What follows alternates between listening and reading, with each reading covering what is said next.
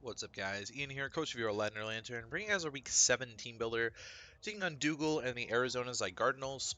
I'm recording this post-vacation, so I've taken a few weeks off of actually uploading while I was gone. I'm looking like I'm in a pretty bad spot to make playoffs here, but I'm still trying to get out of the relegation zone. I'm currently just sitting above it, like one spot above it, so I want to pick up some upsets here if I can. And this would be one to do it in. So Dougal's team consists of Mew, Corviknight, Raikou, Seismitoad, Drapion, Rotom Frost, Mega Aerodactyl, Zygarde 50%, Hatterene, Beware, and Rapidash. He has priority options in the Mew with Vacuum Wave and Zygarde with Extreme Speed. Excuse me, Mew with Spikes, Hazard Setting in the Mew with Spikes, Toxic Spikes, and Rocks. Seismitoad with Rocks, Drapion with Toxic Spikes, and Mega Aerodactyl with Rocks. Removal options in the Mew with Defog, Corviknight with Defog, Rotom Frost with Defog, and Mega Aerodactyl with Defog. And 4 times weaknesses in the Seismitoad to Grass and Zygarde to Ice, which are relatively covered, although Ice a lot less than Grass. So, only things I'm not really expecting are Beware and Rapidash. I think Beware is a little bit risky against my triple Psychic team, plus Terrakion. Like, it doesn't make that much sense, and Crobat. Like, Beware doesn't make that much sense to me in the grand scheme of things. There are better options for him to bring, and Rapidash is kind of trash, despite getting, like, SD and stuff. I think we can, like, speed pass, or maybe not. Maybe we can't pass any stats, I'm not sure. Or maybe it's any stat but speed or something. So maybe he could like SD pass or something into Zygarde, and that'd be really scary, but the odds of that happening are pretty low, I think. First up on my side is a relatively defensive Terrakion. I don't remember why this is here. Oh, it's my Mega Aerodactyl check, I guess. I actually don't remember why I'm this set in particular. I built this before I left, so I actually have no idea why. But I've got Rocks, Toxic, Taunt, and Sacred Sword, so Taunt is there to stop things from setting up on me, or like Mew setting up rocks and stuff like that. Toxic to wear things down, just in general.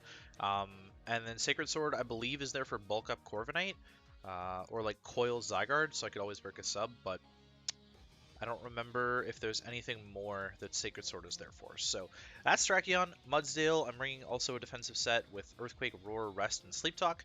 So Mono Earthquake, which obviously loses to Corviknight plus Arrow and Rotom, but I can always Roar them while I'm Sleep Talking, and it's the same priority.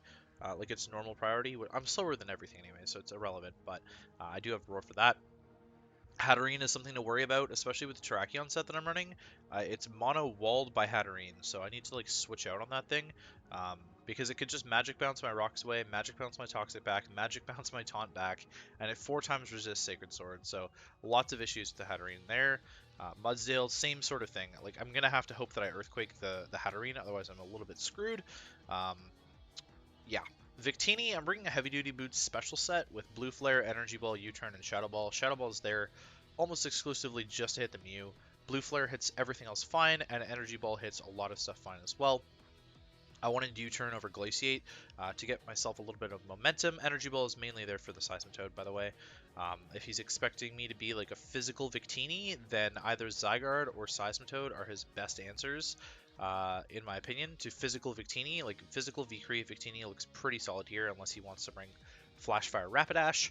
I'm speed tying... Oh, Terrakion's outspeeding Rapidash, Victini's speed tying Mew.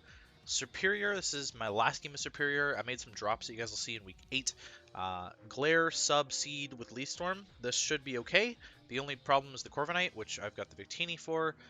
Just can switch in all the time because of no rocks damage with heavy duty boots. And there's not a lot of knockoff users on this team. Like Seismitoad and Drapion are kind of the knockoff users, so that's that. I'm outspeeding something. Rapidash with this as well, same as Terrakion, same speed as Terrakion.